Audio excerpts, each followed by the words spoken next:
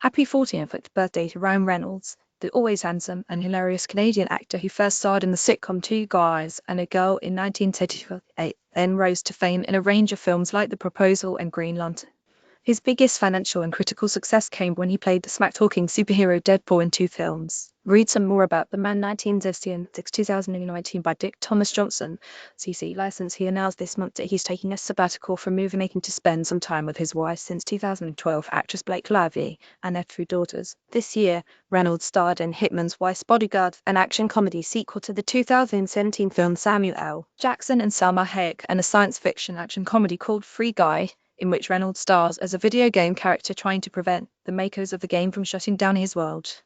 Reynolds and Will Ferrell were dancing and singing last month with Octavia Spencer in a musical comedy called Spirited, in New Take the Dickens classic Christmas Carol. Reynolds' production company Maximum Effort was also working on a live-action adaptation of the board game Clue with the Deadpool co-writers. In November 2019, Reynolds purchased an ownership stake in Mint Mobile and most recently took over the Welsh football club Wrexham AFC with actor Rob McElhenney. They plan to make a documentary about it, trying to revive the 150-year-old slumping soccer team in the English Football League system.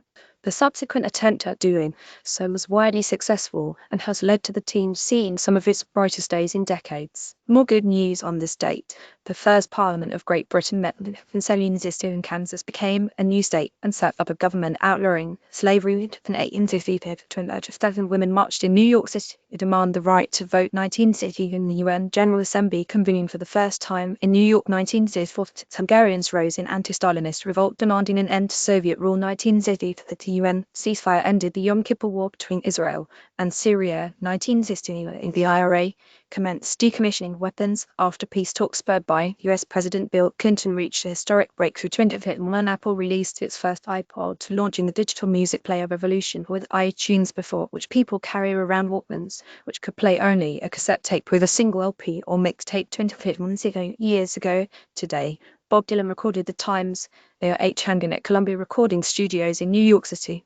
Inspired by Irish and Scottish ballads, Dylan wrote the song as a deliberate attempt to create an anthem of change for the tumultuous 60s fair use. This was definitely a song with a purpose. It was influenced, of course, by the Irish and Scottish ballads Come All You Bold Highwaymen, Come All You Tender-Hearted Maidens. Dylan said of his tune to Cameron Crowe, I wanted to write a big song with short, concise verses that piled up on each other in a hypnotic way. The civil rights movement and the folk music movement were pretty close for a while and allied together at the time. Less than a month after Dylan recorded the song, President Kennedy was assassinated in Dallas. The next night, Dylan opened a concert with the Times. They are hanging. I thought, wow, how can I open with that song? He'll get rocks thrown at me, he told biographer Anthony Scaduto. But I had to sing it. My whole concert takes off from there. I know I had no understanding of many things. Something had just gone haywire in the country and they were applauding the songs. And I couldn't understand why they were clapping or why I wrote the song.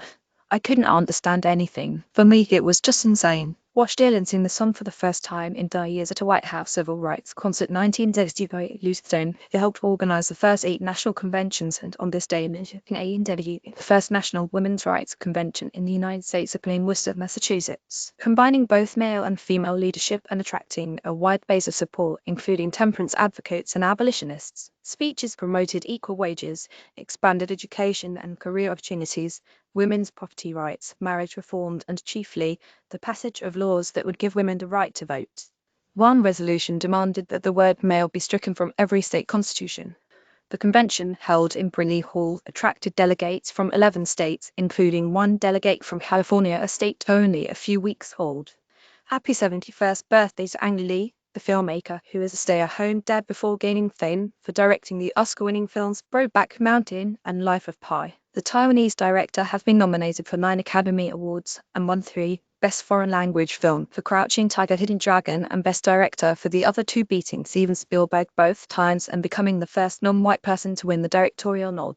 Anna Lee, in 2016, credited the Society of Motion Picture and Television Engineers from White Plains, CC 2.0. His movies vary wildly from romantic sense and sensibility to superhero action horror. His 14th feature film, Gemini Man, pushed the boundaries of how films are even made. That 2009 sci-fi starring Will Smith used an unprecedented trio of cinematic tech, including shooting in 2D The use of a much higher frame rate with 120 frames per second versus the usual 24 FPS and 4K resolution. Lee traveled to the US in 1969 to study at the University of Illinois, where he completed his bachelor's degree in theater. Originally, Lee was interested in acting, but his challenges with speaking English made it difficult, and he quickly turned to directing.